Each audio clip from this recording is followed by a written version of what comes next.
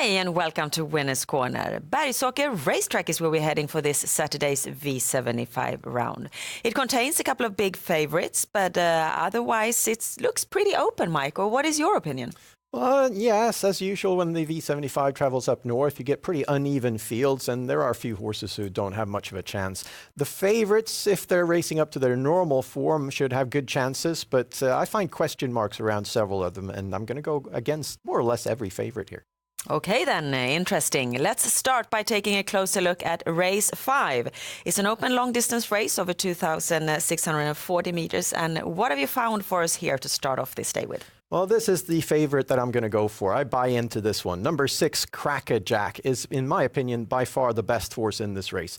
Second to last time he was out on the V75, he was a clear favorite. He took the lead, got some pressure, but surrendered a bit too easy at the end there and disappointed a lot of bettors. After that, he's raced once in Norway and he went off stride, came back strong, and I'm hoping his form is back. Either way, he's probably going to take the lead here. He's got the 6 with the circular start. He's got Ulf Olsen driving. If he takes the lead, which I'm confident he will, I'm pretty sure he will be allowed to slow the pace down a bit because there aren't all that many strong horses in this race. Slows the pace down and then gets away from them at the end. So a wire to wire on number 6. So with a win bet on number 6, Crackerjack in race 5, we hope to get a good start on this Saturday. We jump on now to race 7. It's the Gold Division, and here we find one of the biggest favorite of the day in number 2, Zenit Brick.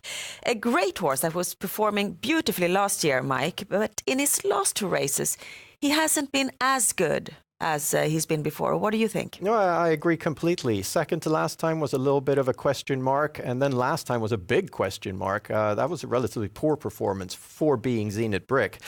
Normally, he should win a race like this hands down, but you can't bet on such a big favorite when there's question marks about his form. Number 1, Alien Webb is the most interesting bet in this Gold Division. Excellent post here, Kontio driving. The horse was in the Elite Lot this summer, then was away for half a year, now has 3 races under his belt, should be moving up in form. Last time was a pretty decent performance.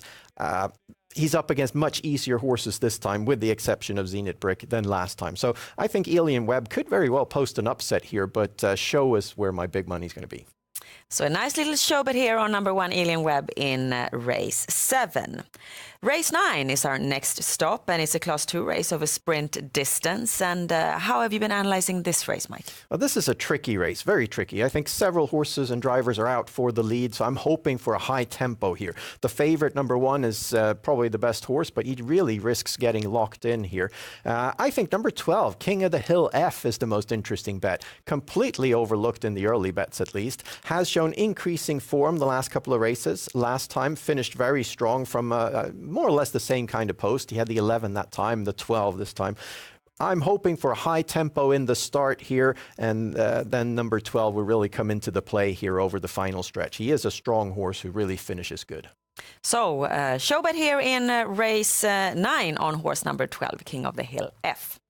The daily double we have as usual in races 10 and 11, and DD1 is a silver division race over full distance, and trainer Timo Nurmos, he's got 2 horses here. The favorite, number 7, Global Trust, and then the outsider, number 11, Hawk Cliff. What do you think of this duo?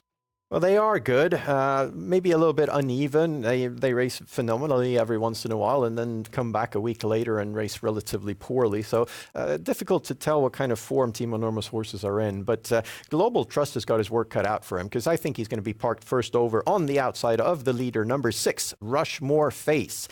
Rushmore Face is good from the start. Adrian Colgini's horses are racing spectacularly at the moment. They're really coming into form after a bit of a slump. Last time, Rushmore Face raced really good. It was second. And from the lead, I don't see Global Trust taking him down from the outside.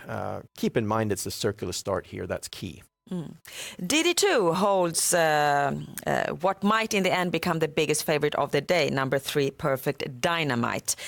Last Saturday, Mike, you went against the biggest favorite of the day in the daily double, and it turned out exactly as you had predicted. The favorite lost, and the outsider that you recommended us won. Do you think that you'll succeed with the same thing here now? Well, I sure hope so. You're asking a lot. Perfect Dynamite was really, really good last time. I would say spectacular. Has a good driver, has a good post, but moves up as the biggest favorite of the round, and I think that's asking a bit too much. He's moved up in class quite a bit and is up against some good horses. The most interesting one, betting-wise, is number 10, Sebastian Journey, who's completely overlooked for once. Usually goes off as favorite. The bettors really expect a lot of him. Second to last time, he won out of the pocket there, raced really good, looked really good coming into that race and throughout the race. Then last time, a bit of a failure once again. As I said, Nurmo's horses are a bit up and down every once in a while. I'm hoping he's back in form. If he is, he's a strong contender here, and either way he offers great value for money since he's completely overlooked in on the V75, and I'm hoping also on the daily double. And this means that we have one single combination for the daily double. The V75 round this Saturday, it holds as usual 7 races, and we have to find the winners in each and every one of those races. Mike, you've got an idea on how to do this, and let's take a look at the V75 system that you created for us. We can see here that you've chosen 2 bankers, and we've talked about both of them. Number 6, Crackerjack in the first leg, and then number 6, Rushmore Face in the 6th leg. Anything you want to add about these bankers? Well, Crackerjack is a relatively safe one, I feel. Rushmore Face is a bit more of a gamble, but he offers great value for money in that race. We have a couple of races left to go through here. That's the 2nd and the 4th leg. So let's start with V75-2, a race for mares over the extra long distance, 3,140 meters.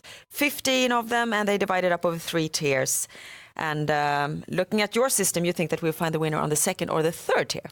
Yes, I think that the more experienced horses will really benefit from the long distance. Mountain Cleaver being the strongest possibly. But number 10, Miss Golden Quick is a bit interesting. Completely overlooked, currently at 1% on the V75. Has shown a bit of form, is really strong, likes the long distance, and comes off racing on a winter track. So now moves down to sand track once again. And usually you see horses that do that come into form. They get all happy all of a sudden when it's much easier for them to race. So look out for that outsider. Interesting. V75-4 is a race for cold-blooded horses, and it's a circular start. The horses divided up over 2 tiers. Number 6, Smedsbo Faxen, favorite, won his last 2 races. Many people think that he'll win this as well, but you want to double your system. Why, Mike? Yes, because Smedsbo Faxen he's a bit of a diesel, a tractor, so to speak. He's going to go to the lead here. He's going to keep a good tempo. It's going to be very tricky for the handicapped horses to catch up. But in the pocket, he will have number 1, Storm Odd, who is much faster over 200 meters. So with an opening, which I'm sure he will get now, since number 6 has to try to leave them behind, I think number 1 will benefit from the pocket slot and has a good chance to take down the leader. Very well then. Now we get information that the number 1 is scratched. Oh, that's a pity. Yeah. I was hoping to. Well, then I think number 6, Smedsbo Faxen, has a great chance to go wire to wire. I don't see number 10 catching him. Okay then, so that means that we then, if you take away number 1, we have a system with 432 combinations for this Saturday. Thank you, Mike, and of course you'll find much more information about this racing day at swedishhorseracing.com. Best of luck now with your bets to Bergsåker Racetrack. Bye-bye.